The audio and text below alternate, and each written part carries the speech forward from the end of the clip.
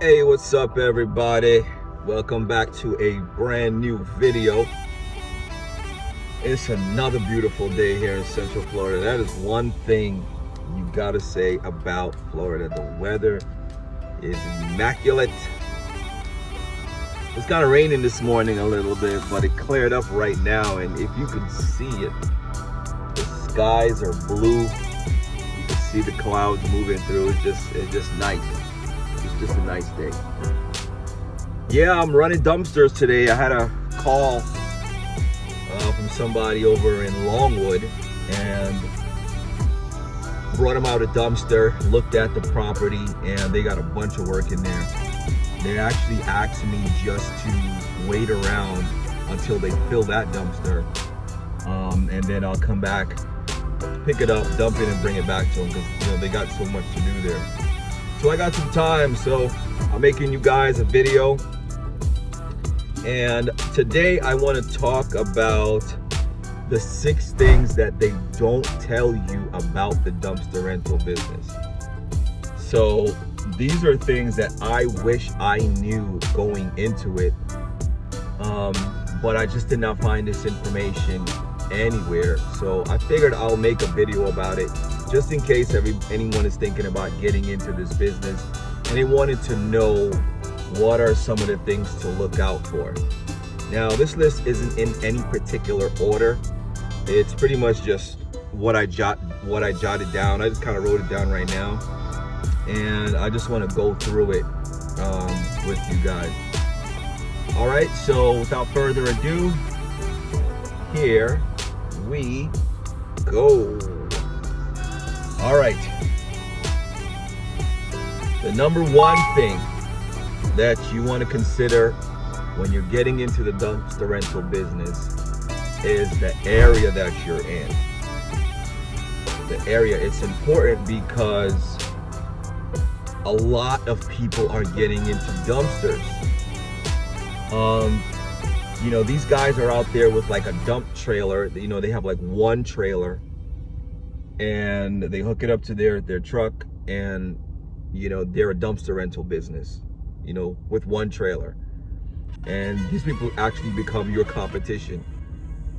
They post the same places you post, they post, and sometimes they do it for cheap. So you gotta take that into consideration when you're driving around your town. Look around and see how many dumpsters you see. Now, keep in mind that some of these might be companies that own their own dumpsters. Like roofing companies tend to buy their own dumpsters when they're doing jobs. They just pull up their own dumpster, fill it up, and take it and dump it. But you got a lot of guys also that's buying dumpsters to do work in them. So, and those dumpsters are like, they're still pretty expensive. Like, I think I saw a dumpster, it was like, it was a, 14 yard, maybe 15 yard dumpster. It was actually a dump trailer. And that one was going for like $14,000. So, for one dumpster, and you could only do one at a time. So that's the thing. They can only do one dumpster at a time. So take that into consideration. Then you got the roll-off guys like me. We have a bunch of dumpsters, so we can drop off one dumpster, go back, pick up another dumpster, drop that one off, go back, pick up another dumpster, drop that one off. I thought that system was better for us, so that's the one that I picked up, and it's been working out pretty good. So definitely take that into consideration. If you live in a wider area, an area like where I'm at in Central Florida, it's huge here, so we can kind of spread out really good. But if it's like a small concentrated area, you might want to just market test it. Maybe just run a couple ads, run some marketing to see exactly how much calls you're getting. And then you got to do it for a period of time because, dumpsters they kind of go up and down with the seasons. So that's definitely something you want to consider, the area that you're in, before you go into the dumpster business.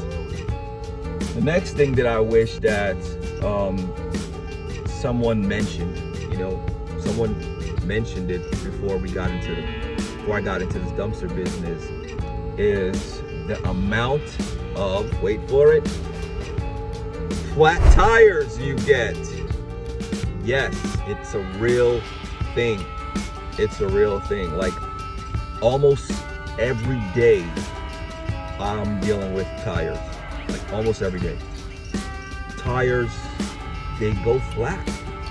You're gonna need tires.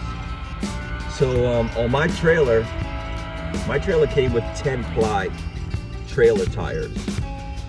The ply just means like how thick it is. And I upgraded those to 14 ply tires because I didn't want to have to deal with these flats all the time. And that worked out pretty well for a while, but there's always the possibility of your sidewall getting punctured. Like the meat on the tire is it's at the top of the tire, but the side of the tire is wide open for damage. So you could have bought a brand new tire and got out there and your sidewall gets punctured and that tire's done. You got to go buy a new one. These tires that's on this trailer is roughly $200+ each, and this trailer has 4 of them. Yeah, 4 of them. So you can see tires is a real thing. The tires on your truck, those go flat almost every day if you don't take care of them. So it's a good idea to have some skills, have some know-how on how to fix tires. You can buy that plug at AutoZone or Advance Auto.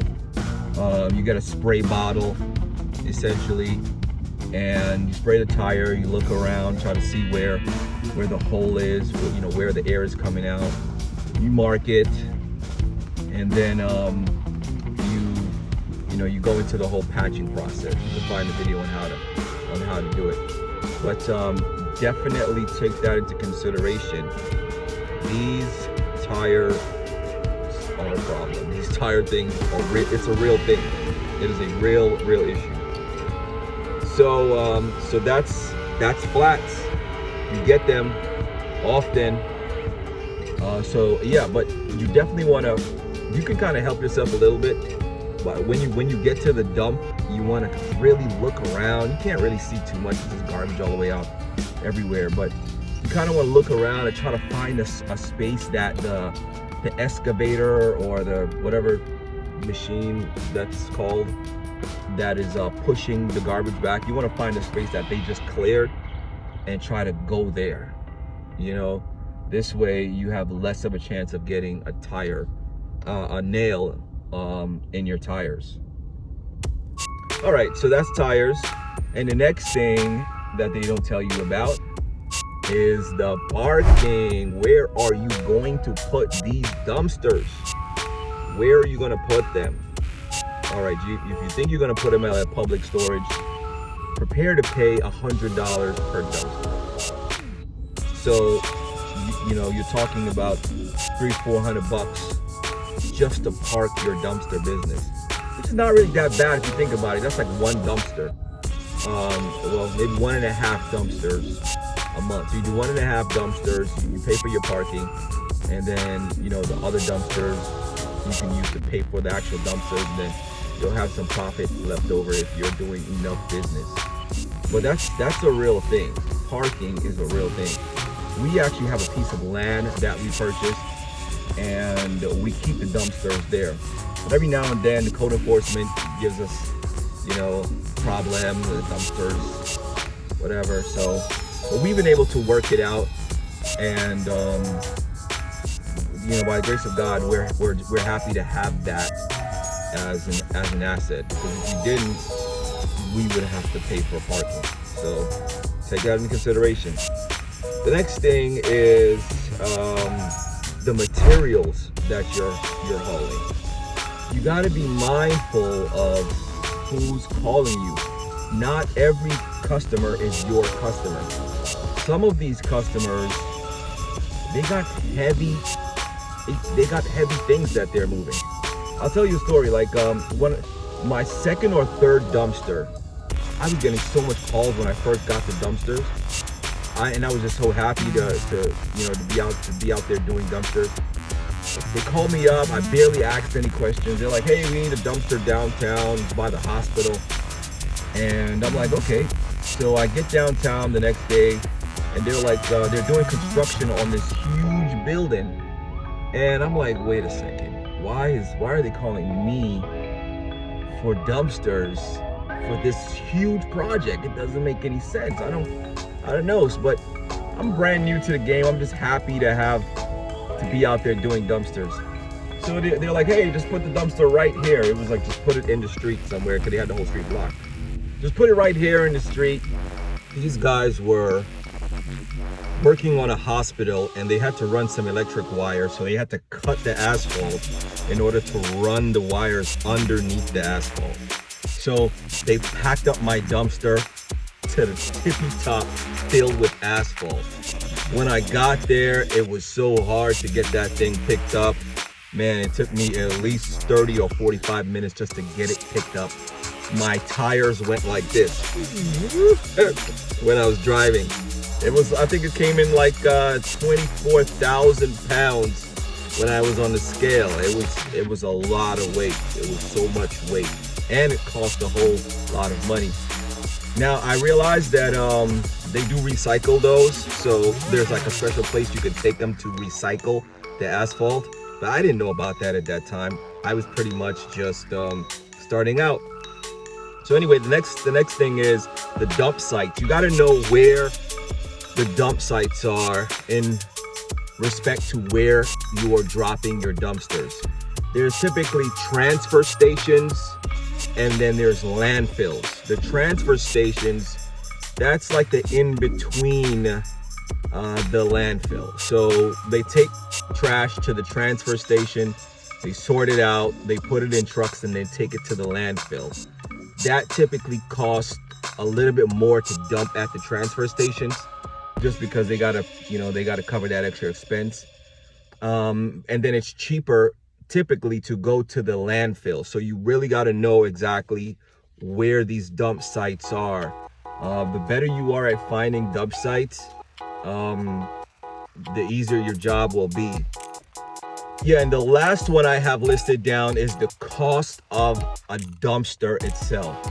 I'm running the Load Trail system, and the dump boxes are like $7,500 for one 7x14 dumpster. I mean, come on, man, that's a lot.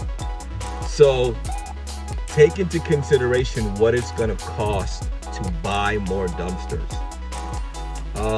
That is a big thing. Now, no one tells you that when you're starting off. So that's my list. I hope you guys found this helpful. If you did, please hit the like, hit the subscribe button.